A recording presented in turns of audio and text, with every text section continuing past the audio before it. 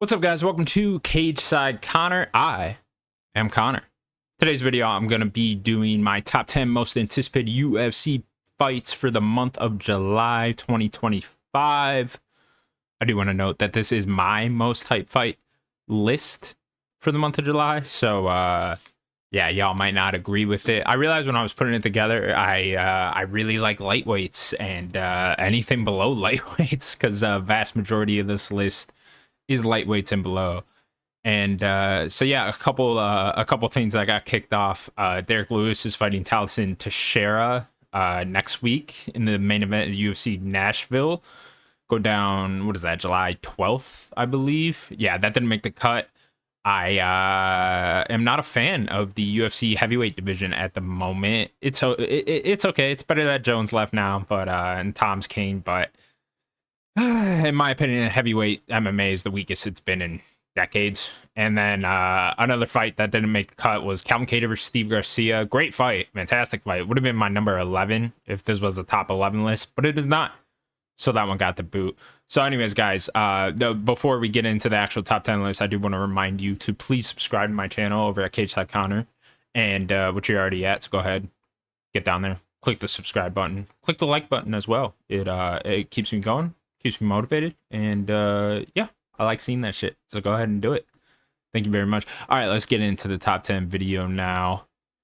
My first fight for the top 10 list, number 10, Bryce Mitchell versus Nurmagomedov. This is going down on July 26th. Bryce Mitchell, of course, coming off that brutal loss to John Silva from earlier this year. Nurmagomedov coming off a loss to Vinicius Oliveira, who will make an appearance on this list later, but he is coming off a loss to him. This is a great fight, actually. A grappler's affair, if you will. Bryce Mitchell, more of the American wrestler. Zaid Nurmagomedov, of course.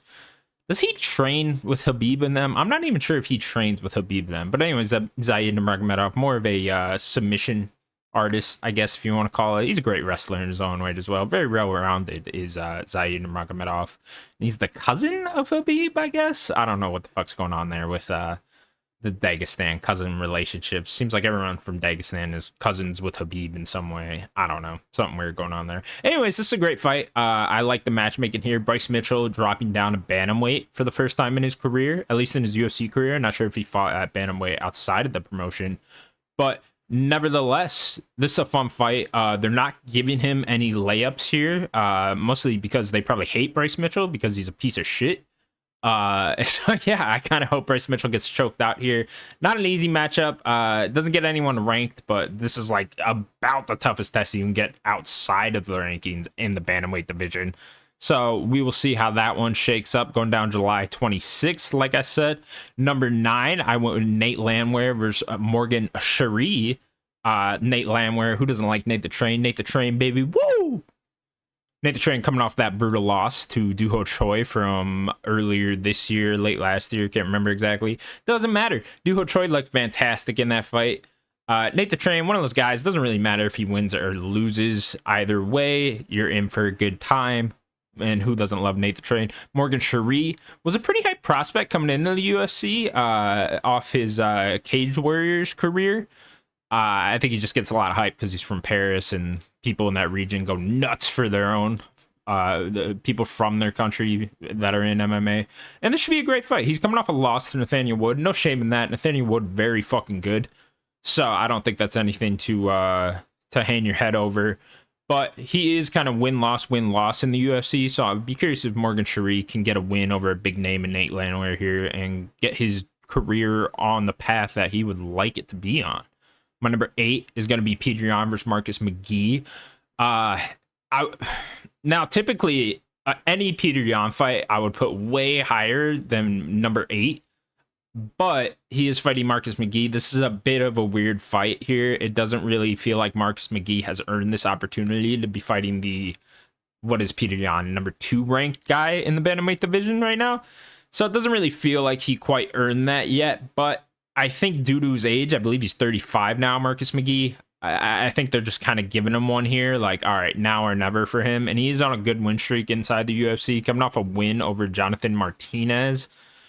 from earlier this year, which got him into the rankings, and I think it's just kind of now or never for him, and they're doing him a little bit of a favor here. And plus, Peter Yan needed a fight. Peter Yan coming off the win over Davison Figueiredo from late last year. Great win. He looked fantastic in that fight. Some say Peter Yan should be fighting for the title next over Corey Sandhagen, and I tend to agree with that. But I also don't mind Corey Sandhagen getting a shot at Merab either, and then maybe Peter Yan can just hold out for the winner of that if he beats Marcus McGee here. Not entirely sure what they'll do there. Maybe they match him up with Umar and Nurmagomedov. It'll be interesting to see the outcome of this fight and who gets matched up with who next. But I do think it's a pretty good fight. It should be a fun kickboxing affair. My number 7 fight is going to be Dan Ige versus Patricio Pitbull. Patricio Pitbull, of course, longtime Bellator champion. Dan Ige coming off that pretty early stoppage to Sean Woodson from earlier this year. You know, it's a good win nonetheless. And of course, Dan Ige hits like a motherfucker. According to Josh Emmett, hardest hitter in the division, even above Ilya Poirier, who of course isn't in the division anymore. But doesn't matter. Dan Ige, very fun fighter, and he's getting matched up with Patricio Pitbull here. It's funny how similar these two look. Just you know, Dan Ige looks more like Patricio Pitbull's brother than Patricio's Pitbull brother does. Patricio Pitbull, of course, coming off the loss to Yair Rodriguez in his UFC debut from back in April, in which he got kind of mollywopped in that fight. It did not go well for him in his UFC debut, and we'll see if he can kind of bounce back here, and if he's going to have any success in the UFC at all, he's going to have to get a win over Dan Ige, right? So if he can't do this one, I think UFC will probably look at the signing as a pretty bad decision. But nonetheless, should be a fun fight while it lasts. I just don't know how much steam Patricio Pitbull really has in him. You know, he's getting up there in age. He's been through it. He's had a whole career, a whole ass career before he got to the UFC. It seems like he's more here for a good time, not a long time, and how good that time will be is really going to depend on if he's able to be successful against Dan Ige or not. My number 6th fight is going to be Kyler Phillips versus Vinicius Oliveira. This is a very fun fight. Vinicius Oliveira, one of the most exciting prospects in the UFC, in my opinion. Kyler Phillips coming off that loss to Rob Font from earlier this year. That fight did not go well for him. They kind of gave Kyler Phillips the step up he wanted, the step up he needed to take in his career, and he did not succeed. Vinicius Oliveira, as I mentioned before, coming off that win over Zaid Nurmagomedov. Yeah, this is a great fight. This should be a fun kickboxing match. For the most part, Vinicius Oliveira is a wild man, and Kyler Phillips also throws some wild shit too. So I like this. I think it's a proper step up for Vinicius Oliveira, fighting the number 9 ranked guy now, and Kyler Phillips, or no, Kyler Phillips is number 12, excuse me. Rob Font is number 9, who's fighting Raul Rosas Jr. Doesn't matter, getting sidetracked. Vinicius Oliveira, Kyler Phillips, gonna be a fantastic fight. That one's up there for me. I'm very, very excited for that one. Number 5, I went with Wonderboy versus Gabriel Bonfim. Wonderboy coming off that brutal loss to Joaquin Buckley, in which he was looking very good in that fight. I thought he was well on his way to winning a decision, and Joaquin Buckley was able to get it done. Got the knockout in the 3rd round, and heavy hands on Joaquin Buckley, especially down at welterweight. Gabriel Bonfim coming off a decision win to Chaos Williams from earlier this year.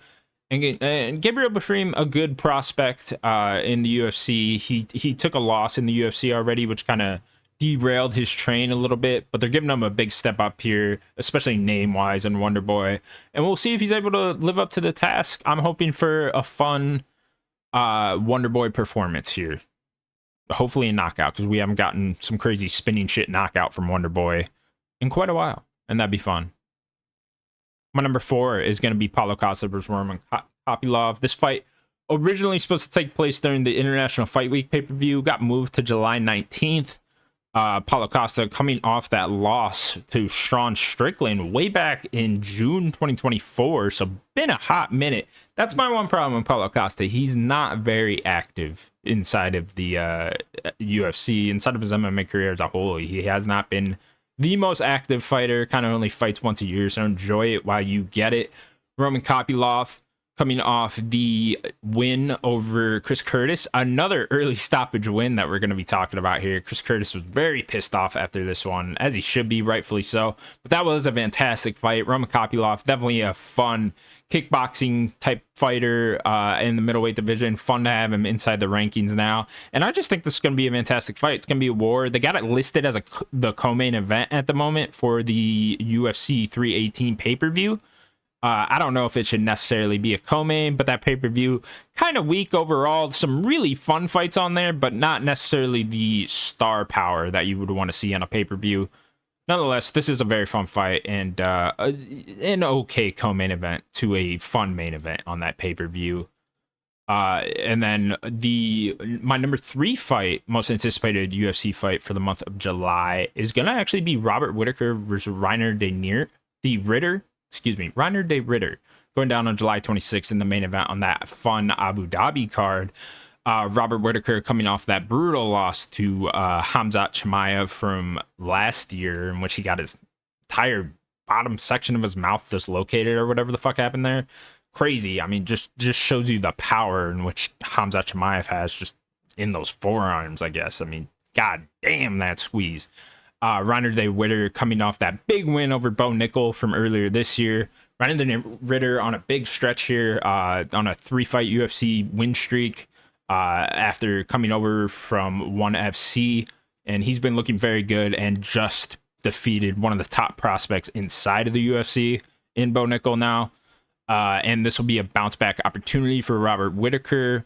We're gonna have to see here, man. This is an interesting one. Reiner de Ritter is fucking massive, a massive middleweight, and Robert Whitaker, while big guy himself, not the biggest of middleweights. And I'll kind of be curious to see what Whitaker's game plan here is. Is he gonna try to keep it on the feet, I'd imagine, for the most part, try to land some big bombs on Reiner de Ritter, who doesn't have the best striking, pretty sloppy, but gets the job done regardless. A lot like DDP in that sense. Reiner de Ritter, I don't know if he's going to be trying to use his grappling here. I don't know if he's going to be trying to kickbox him for Robert Whitaker. I really don't know what's going to happen in this main event, so I'm very excited to watch it. High-level fight. Reiner de Ritter probably looking somewhat close to a title shot here if he's able to defeat Robert Whitaker, I'd imagine. His only competition would be Imavov and Caio Barralho, who are fighting in the main event on the Paris card in September. So kind of a little middleweight tournament here to see who's going to be fighting the winner of Drake du Plessis and Khamzat Chimaev, which goes down in August. So very exciting. My number 2 most anticipated fight. Now you're probably wondering why isn't this one switched with my number 3? And I'll tell you why. But my number 2 is Movsar Evloev versus Aaron Pico. It's going to be a 5-round co-main event on that Abu Dhabi card. Movsar Evloev undefeated. I believe he's 17-0. Coming off that win over Aljamain Sterling from last September, which was a very fun fight, grappling affair. But a very fun contest nonetheless. Aaron Pico just got out of his Bellator contract. His PFL contract, which of course was bought up by bought Bellator. I don't know, whole thing. Aaron Pico only had one PFL fight the entire time, so I'm mixing him up and calling him a Bellator fighter. Nonetheless, I am very excited for this fight. This was almost my most anticipated fight for the month. This is just a great time. If you've never seen Aaron Pico fight, Aaron Pico is a wild man. This dude comes out guns fucking blazing in the first round, and it's a great time to watch, and I'm very excited to see. They must be confident in him, giving him Movsar Evloev right off the fucking bat, because that's probably the toughest guy, probably the number 1 guy in the UFC that the UFC wants to be defeated right now, because they probably really don't want to give Movsar Evloev a title shot.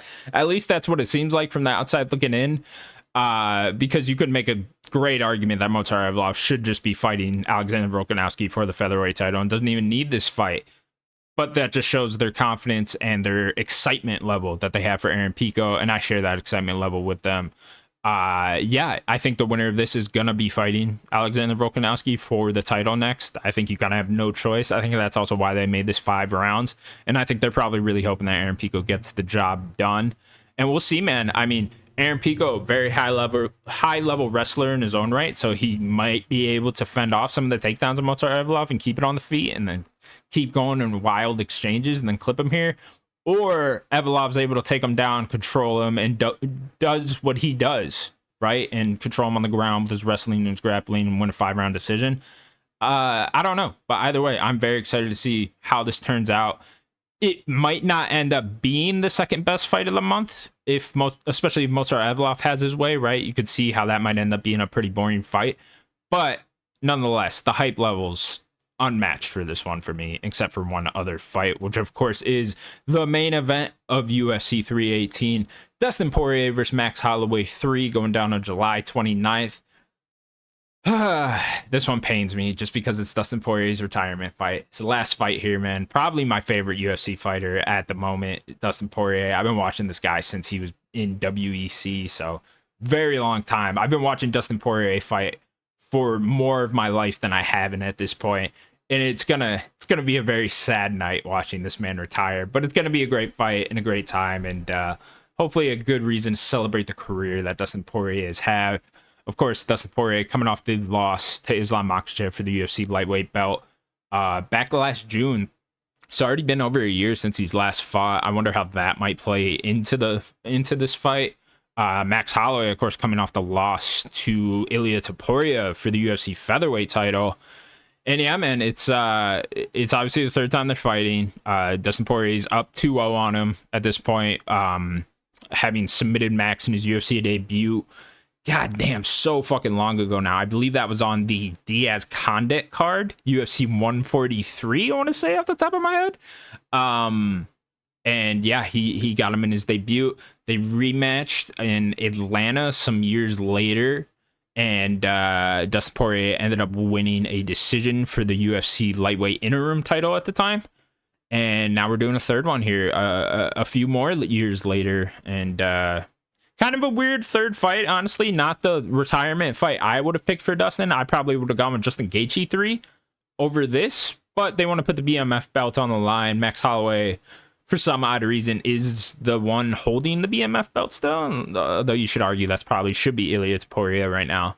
But regardless, yeah, I think it's gonna be a fun scrap, fun time. I'm pulling for Dustin here, if I'm being entirely honest. I would just like to see him go out on a win and be able to retire that way and ride off into the sunset. And I think it could be a beautiful moment.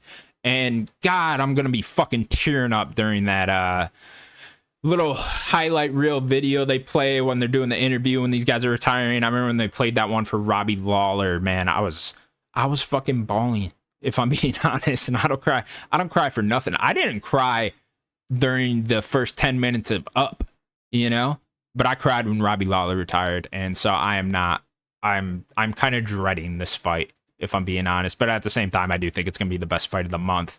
And of course, it is the headline of the UFC pay-per-view for the month of July. So you kind of got to put it at number one, I think. But yeah, kind of a weak pay-per-view overall. Wish it was a little bit better for Dustin set it off. But what are you going to do? It will be a night just pretty much tailor-made for Dustin Poirier's retirement. And I think he definitely deserves that, man. One of the most exciting fighters in MMA history, bar none. I will hear no other arguments, and I will very much miss Dustin Diamond Poirier's fights. But regardless, guys, that's going to do it for my top 10 list for the UFC fights of July 2025. I hope you guys enjoyed the video. Please remember to like the video if you did enjoy it. Please leave in the comments if you have any thoughts, ideas on how I can make the videos better. If you like the layout of the videos. I'm very new to this whole YouTube thing, so yeah, I know I'm not like the best on the mic either, but I do know my shit about MMA and I like talking about it. So I figured why not make some YouTube videos about it and have a good time. So yeah, let me know things I can improve on. Let me know your most anticipated fights for the UFC in the month of July. Let me know if I got anything wrong here, other fights you would add, etc. And I will see you in the next video then, guys. All right, bye-bye.